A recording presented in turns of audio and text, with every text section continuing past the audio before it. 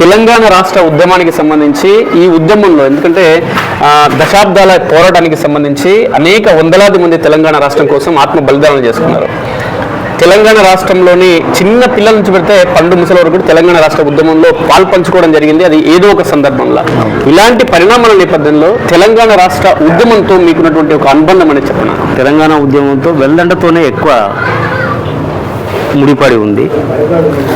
అప్పటికే ఇక్కడ ఉన్నటువంటి చాలామంది ఉద్యమకారులు ఇంతకుముందు మాట్లాడినటువంటి వాళ్ళు కూడా వాళ్ళు చేశారు. దాదాపు 90 డేస్ ఒకసారి, 100 డేస్ ఒకసారి చేసిండు. ఆ తర్వాత మోహన్ రెడ్డి చైర్మన్, తర్వాత కన్వీనర్ వచ్చేసి మన రజాక్ సార్ గారు ఉంటుంది. వాళ్ళిద్దరూ వయోభారంతో ఉన్నారు. ఆ క్రమంలో నేను వచ్చిన ఇక్కడ చైర్మన్గా, తర్వాత శంకర్ అన్న కన్వీనర్గా. ఇక ఇక్కడ ఉన్నటువంటి ప్రత్యేకంగా చెప్పుకోవచ్చు ఏంటిదంటే అన్ని రాజకీయ నేను వచ్చేప్పటికీ అన్ని రాజకీయ పార్టీల్ని కలుపుకొని గ్రామస్థాయి నుంచి మళ్ళీ ఉద్యమాన్ని నిర్మిస్తే రేపు భవిష్యత్తులో తెలంగాణ వస్తుంది అనేటువంటి ఒక ఆశాభావంతో నేను ఈ ప్రాంతంలో ఉన్నటువంటి మా విలేజ్ కూడా వెల్దండ మండల్ హెడ్ కాబట్టి నేను ఇక్కడ బాధ్యతలు తీసుకోవడం జరిగింది. అయితే ఆ రోజులు ఉన్నటువంటి పరిస్థితి ఏంటిదంటే కొద్దిగా మన వాళ్ళు చేసి కొద్దిగా ఈ కమిటీ ఆ కమిటీ అని చెప్పేసి కాలయాపన చేస్తున్నటువంటి టైం అది. అప్పుడు కొద్దిగా ఉద్యమం సెట్ బ్యాక్ అయింది. ఏది తెలంగాణ ఉద్యమం. మళ్ళీ దీన్ని గ్రామస్థాయి నుంచి తీసుకురావాలని చెప్పేసి దాదాపుగా వెల్దండ మండలంలో ఉన్నటువంటి ప్రతి గ్రామము, ప్రతి తండా నుంచి జేఏసీలు ఏర్పాటు చేసి ఒక నిర్మాణాన్ని తీసుకొచ్చిన తర్వాతనే మేము మళ్ళీ 100 రోజుల ఉద్యమాన్ని అనేటువంటిది తీసుకోవడం అనేటువంటిది జరిగింది. అందులో ముఖ్యంగా అన్ని పార్టీలు అంటే ఫ్రంట్ లైన్లోనేమో బీఆర్ఎస్ పార్టీ ఉంది, దాని తర్వాత బీజేపీ, దాని తర్వాత టీడీపీలో ఉన్నటువంటి మిత్రులు, ఇక లాస్ట్ ఫోర్త్ ప్లేస్కి వస్తుంది కాంగ్రెస్లో అప్పట్లో అధికారం ఉన్నది కాబట్టి వాళ్ళు మన ఉద్యమానికి సహకారం అనేటువంటి చాలా తక్కువ చేసింది. వాళ్ళ కాంట్రిబ్యూషన్ తక్కువ ఉంది. కాకపోతే ఏంటంటే తెలంగాణ ఉద్యమంలో కాంగ్రెస్లో ఉన్నటువంటి అభ్యుదయకరమైనటువంటి అంటే వాస్తవంగా తెలంగాణ కోరుకున్నటువంటి శక్తులు కూడా మనకు కలిసి వచ్చినాయి. దాన్ని దాదాపుగా ఐక్య ఉద్యమంగా వెల్దండలో దాదాపు మనకు స్టేట్ జేఏసీ కోదండరాం సారు యొక్క నాయకత్వంలో చేసినటువంటి జేఏసీకి ఇక్కడ నుంచి అక్కడ స్టేట్ జేఏసీ పిలుపుని ఇవ్వకున్నా కూడా ఇక్కడ అప్పటికప్పుడు స్పాంటినియస్గా ఇక్కడ ఉన్నటువంటి అన్ని పార్టీల మిత్రులు, జేఏసీ మిత్రులు అందరితో కలుపుకొని మనం ఉద్యమాలు అనేటువంటి చేయడం జరిగింది. ఇంకా ప్రధానంగా చెప్పుకుంటే అప్పట్లో శ్రీకృష్ణ కమిటీకి వ్యతిరేకంగా, తర్వాత అప్పుడు కిరణ్ కుమార్ రెడ్డి ముఖ్యమంత్రి ఉన్నప్పుడు ఒక రచ్చబండ కార్యక్రమం అన్నది దాదాపుగా ఈ రచ్చబండ అనేటువంటిది అప్పుడు ప్రజల్ని మభ్యపెట్టడం కోసం ఈ రేషన్ కార్డ్స్, తర్వాత ఇంకా ఇండ్లు, ఐఏవై లోన్స్ ఇవన్నీ చేయడం కోసం వాళ్ళ నుంచి అప్లికేషన్లు కోరుకున్నారు.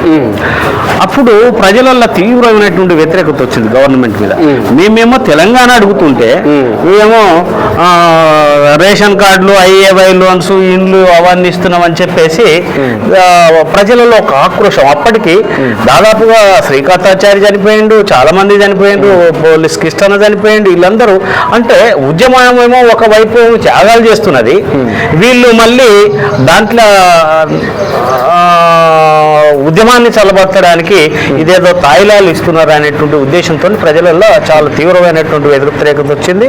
మొత్తం టోటల్ మండలంలో ఆ రచ్చబండ అప్లికేషన్ ఒక్కటంటే ఒక్కటి పోలే. అది చరిత్ర. ఎందుకంటే తెలంగాణ మొత్తంలో అక్కడక్కడ వచ్చినాయి, కానీ మన వెల్దండలో మాత్రం ఒక్క అప్లికేషన్ కూడా ప్రభుత్వానికి పోలేదు. మాకు రేషన్ కార్డు కావాలనో, మాకు అయ్యే ఇల్లు కావాలనో ఏ రకమైనటువంటి అప్లికేషన్ పోలేదు. చాలా గొప్ప చరిత్ర వెల్దండ అది. ఎందుకంటే టోటల్ కాన్స్టిట్యున్సీకే వెల్దండ ఉద్యమం అనేటువంటిది ఒక దిక్సూచి లాంటిది. అందులో ముఖ్యంగా చెప్పాలనుకుంటానంటే యువకులు, తర్వాత ఇక్కడ తాండాలు ఎక్కువ ఉంటాయి, తాండాలలో ఉన్నటువంటి యువకులు, తర్వాత విద్యార్థులు, మొత్తంగా చెప్పాలనుకుంటానంటే సబ్బండ వర్గాలు ఉద్యమంలో మమేకమైనవి. ఇక మాకు తెలంగాణ కావాలి, ఈ ఆంధ్ర పెత్తనం మాకు వద్దు, మనం తెగించి కొట్లాడితే తప్ప మనకు తెలంగాణ రాదనేటువంటి ఒక కాన్సెప్ట్ ప్రజలకి, అంటే కింది వరకు అప్పుడు వరకు మండల హెడ్ క్వార్టర్ల వరకు అక్కడి నుంచి వచ్చి ఇక్కడ ధర్నాలు, రాస్తారోకోలు, నిరాహార దీక్షలు చేసిపోయినటువంటి చరిత్ర. కానీ ఇది క్రమంగా మేము జేఏసీ ఏర్పాటు చేసిన తర్వాత క్రమంగా పల్లెలకు విస్తరించినాం. దాంతో కొద్దిగా ఏంటంటే ప్రజలకు అరే తెలంగాణలో జరుగుతున్నటువంటి ఈ అన్యాయం ఏంటిది, అసలు యాక్చువల్గా ఏంటిది అంటేనంటే నిధులు, నియామకాలు, తర్వాత నీళ్ళు ఈ మూడింటి మీదనే కదా. ఈ మూడింటిని ఆంధ్ర ప్రాంత వాసులు, ఆంధ్రకు సంబంధించినటువంటి రాజకీయ నాయకులు దోసుకొని పోతున్నారు అనేటువంటిది ప్రజలకు సీరియస్గా అప్పుడు ఆలోచన చేసిన తర్వాతనే మళ్ళీ తెలంగాణ ఉద్యమం అనేటువంటిది ఉవ్వెత్తున లేచింది. దాని తర్వాత కంటిన్యూటీగా సాగరహారం, తర్వాత సకల జనుల సమ్మె. ముఖ్యంగా ఏంటిదంటే సకల జనుల సమ్మెలో మొత్తము మన ఉద్యోగస్తులు, యూత్, రైతులు వీళ్ళు మొత్తం కలిసి యాక్చువల్గా మేము అనుకున్నది వేరు, అయితే వస్తారా రారా అనేది అనుకున్నాం. కానీ అప్పటికే అన్ని స్కూల్స్ బంద్ అయినాయి, పెన్ డౌన్ చేసిండ్రు. మొత్తం ఇక్కడ నుంచి వెళ్ళండి నుంచి స్టార్ట్ అయ్యి బైక్ ర్యాలీ, ప్రధానంగా చెప్పాలనుకుంటానంటే బైక్ ర్యాలీ మొత్తం టోటల్ కల్వకుర్తి, వెల్దండ మండల్ ఇవన్నీ చూసుకొని మొత్తం సాయంత్రం వరకు విద్యార్థులు, ఉద్యోగస్తులు, సబ్బండ వర్గాలు దాంట్లో ఆ ఉద్యమాన్ని మనము తెలంగాణ వచ్చిన తర్వాత వర్ణించలేము. అప్పుడు చూస్తేనే దానికి ఒక స్వార్థకత, అంటే మేము కూడా తెలంగాణకు మా కాంట్రిబ్యూట్ ఇంత ఉంది కదా అని చెప్పేసి. ఇది ఎక్కడైనా ఎవరికైనా అన్యాయం జరిగితే ప్రశ్నించడమా, అవసరమైతే దాడులు చేయడమా, లేదంటే ధ్వంసం చేయడమా, ఆస్తుల నష్టం చేయడమా జరుగుతుంది. కానీ తెలంగాణ రాష్ట్ర ఉద్యమంలో వందలాది మంది తెలంగాణ బిడ్డలు ఆత్మ బలిదానం చేసుకోవడం, వీళ్ళు బలి చేసుకోవడం జరిగింది. అసలు దీన్ని చూస్తే మీకు ఏమనిపిస్తుంది? ఏ ఉద్యమాలైనా కూడా త్యాగాలు కోరుకుంటాయి, రక్తతమకు కోరుకుంటుంది. కానీ తెలంగాణ ఉద్యమము శాంతియుత ఉద్యమం. దానికి కారణం ఏంటిది అంటేనంటే బహుశా కేసీఆర్ గారు తీసుకున్నటువంటి లైన్ కావచ్చు. ఎందుకంటే శాంతియుతంగానే పార్లమెంట్ పంతా ద్వారానే మనం తెలంగాణ సాధించుకోవాలి తప్ప దీన్ని ఒక హింసాత్మకమైనటువంటి ఉద్యమంగా మనము మలచవద్దు అనేటువంటిది ఆయన ఒక గైడ్ లైను. ఆ తర్వాత తెలంగాణలో ఉన్నటువంటి ప్రతి మీద ముఖ్యంగా జయశంకర్ సార్, వాస్తవంగా చెప్పాలంటే జయశంకర్ సారు దాదాపుగా ఆయన జీవితాంతం తెలంగాణ ఆరాటం తప్ప ఇంకా ఆయనకు వేరే లేదు. ఒకటి ఏంటిది, ప్రధానంగా సాంస్కృతికంగా భావవ్యాప్తి, తర్వాత ప్రత్యేకంగా తెలంగాణ కావాలి. ఆయన గైడెన్స్లోనే కేసీఆర్ ఈ నిర్ణయం తీసుకున్నాడు అనుకుంటున్నా. దాదాపు వాస్తవంగా ఏంటంటే అయినప్పటికీ కొంతమంది అరే ఇంకా మేము సస్తే కానీ తెలంగాణ వస్తుందేమనేటువంటి కొంతమంది యువకులు వాళ్ళు ఆత్మార్పణ చేసుకున్న మాట వాస్తవమే. కానీ అది కూడా జరగరా అన్నటువంటిది జరిగింది. కానీ ఇవాళ వాళ్ళకి కూడా సరి అయినటువంటి గుర్తింపు లేదు, న్యాయం కూడా జరగలేదని చెప్పేసి తెలంగాణ ఉద్యమకారుడిగా నేను తెలియజేయాలనుకుంటున్నాను. ఉద్యమం కోసం పొద్దున లేస్తే రోడ్ల మీద ఎవరైతే ఉన్నారో, ఒక చాయ్ హోటల్ దగ్గర కావచ్చు, టిఫిన్ సెంటర్ల దగ్గర కావచ్చు, లేదంటే రోడ్ల పైన జేఏసీ శిబిరాల వద్ద ఉన్న వ్యక్తులను చూసి ఇతర పార్టీలకు సంబంధించిన వ్యక్తులు కావచ్చు, లేదంటే ఇతర పార్టీలో ఉన్న నాయకులు కావచ్చు, లేదంటే తెలంగాణ రాదు వీళ్ళతో ఏమవుతుంది అనే కోణంలో అవహేళనగా మాట్లాడిన సందర్భాలు ఉన్నాయి. ఆ అవహేళన నుంచి బయటపడి తెలంగాణ రాష్ట్ర సాధన కోసం అనేక మంది ఉద్యమకారులు పనిచేయడం జరిగింది. అందులో మీ పాత్ర కూడా ఉంది.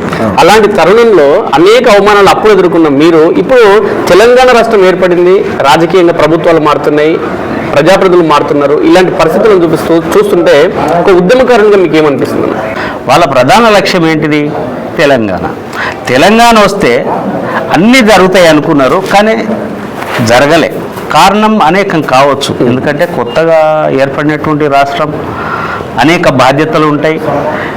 మనం కొట్లాటనే నీళ్లు, నిధులు, నియామకాలు. సరే, నీళ్ళకు సంబంధించి అనుకుంటేనంటే అప్పుడు ఉన్నటువంటి గవర్నమెంటు తన శక్తి మేరకు పనిచేసింది. వాస్తవంగా చెప్పాలంటేనంటే ఒకప్పుడు ఎడారిగా ఉన్నటువంటి తెలంగాణ రాష్ట్రం, తెలంగాణ ప్రాంతం ఇవాళ సస్యశ్యామలమైంది అంటేనంటే దాని నిర్ణయం యొక్క కఠోరమైనటువంటి శ్రమ ఉంది.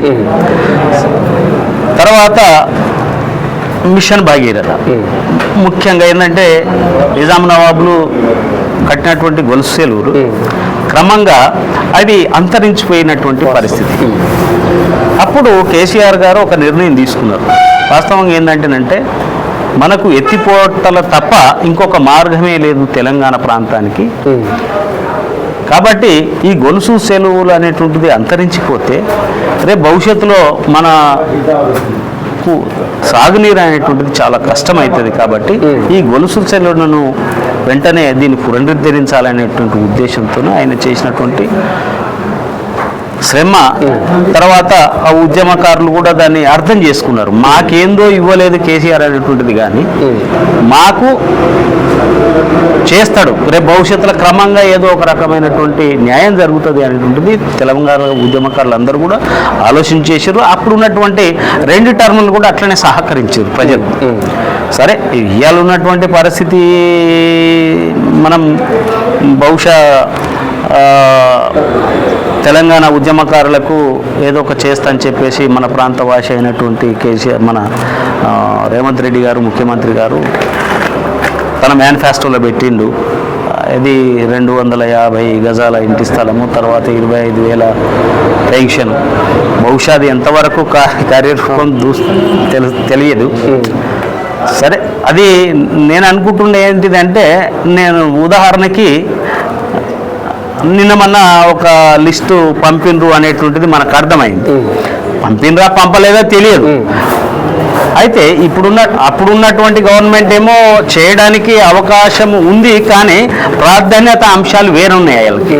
ఎందుకంటేనంటే నీటి వసతులు, ఉద్యోగాలు ఇవన్నీ కావాల్సినటువంటి అవసరం అప్పుడు ఉన్నది. ప్రజలకు వాస్తవంగా చాలా చేసింది టీఆర్ఎస్ గవర్నమెంట్, కానీ ఈ ఉద్యమకారుల విషయంలో కొంత చేయలేకపోయింది. ఇప్పుడున్నటువంటి వాళ్ళు చేస్తామన్నారు కాబట్టి మేము అడుగుతున్నాం.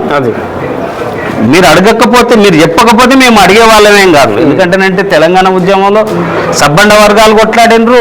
ప్రతి వాళ్ళు అసలు పుట్టిన పుల్లకా నుంచి మొదలు పెట్టుకుంటే పండు ముసల వరకు తెలంగాణ ఉద్యమంలో మమేకమైనటువంటి వాళ్ళు ఏమీ అడగలేదు, తెలంగాణ అడిగినరు. కానీ ఆర్థికంగా బలహీనంగా ఉన్నటువంటి వాళ్ళను, తర్వాత తెలంగాణ ఉద్యమంలో అసూలు వాసినటువంటి ఉద్యమకారులకు కొంత చేయూతనియాల్సినటువంటి అవసరం ఉంది అని చెప్పేసి మీరు గుర్తించారు కదా. గుర్తించినందుకే అడుగుతున్నాం, మీరు ఖచ్చితంగా చేయండి. మీరు చేస్తారని చేయండి. ఇంకొకటి ఏంటంటే, ఇప్పుడు మీరు లిస్ట్ తయారు చేసుకోవడం కాదు. ఇప్పుడు ప్రతి గ్రామంలో జేఏసీలు ఉన్నాయి, ప్రతి మండలంలో జేఏసీలు ఉన్నాయి, ప్రతి తాలూకాలో హెడ్ క్వార్టర్లలో జేఏసీలు ఉన్నాయి. ఆ జేఏసీ ద్వారా తెలంగాణ ఉద్యమంలో నిజంగా కొట్లాడినటువంటి వాళ్ళు ఎవరు, వాళ్ళ యొక్క పాత్ర ఏంది, వాళ్ళ పాత్రతో పాటుగా వాళ్ళ ఎకనామికల్ బేస్. ఇప్పుడు తెలంగాణ ఉద్యమంలో చాలామంది పనిచేసారు, అంటే ఆర్థికంగా స్థితిమంతులు కావాలని కోరుకున్నారు, తర్వాత రైతులు కోరుకున్నారు, అత్యంత నిరుపేద. అంటే ఈ వాస్తవంగా చెప్పాలంటేనంటే ఇక్కడ మన వెల్లండకు వచ్చే వరకు మీకు వాళ్ళనందరూ ఒక దగ్గర బొమ్మ తీస్తే మనకు అర్థమవుతుంది, ఫోటో తీస్తే. ఎంత బలహీనమైనటువంటి సెక్షన్ ఆ రోజు తెలంగాణ ఉద్యమానికి కాంట్రిబ్యూషన్ చేసింది అనేటువంటిది మనకు అర్థమవుతుంది. అంటే ఏదైనప్పటికీ చేస్తామన్నారు కాబట్టి ఖచ్చితంగా మీరు అనుకున్నటువంటిది చేయండి అని చెప్పేసి అడుగుతాము. ఒకవేళ అది ప్రజలకు, అంటే తెలంగాణ ఉద్యమకారులకు అన్యాయం జరిగితే మళ్ళీ రాబో రోజులలో ఇంకో కొత్త ఉద్యమాన్ని మీరు సృష్టించిన వాళ్ళు అవుతారు. ఎందుకంటే అందరికీ న్యాయం జరగాలి. వాస్తవంగా చెప్పాలంటే కాంగ్రెస్ ఒకటే పార్టీ దానికి సపోర్ట్ చేయలే. సరే, మీరు అధికారంలో ఉన్నారు, ఇక్కడ ఉన్నటువంటి ప్రజా ఉద్యమానికి జడిసి ఆ రోజు తెలంగాణ ఇచ్చిన మాట వాస్తవమే. కానీ అందులో ఉద్యమంలో మాత్రం కాంగ్రెస్ వాళ్ళ యొక్క కాంట్రిబ్యూషన్ లేదు, కొంతమంది శక్తులు తప్ప.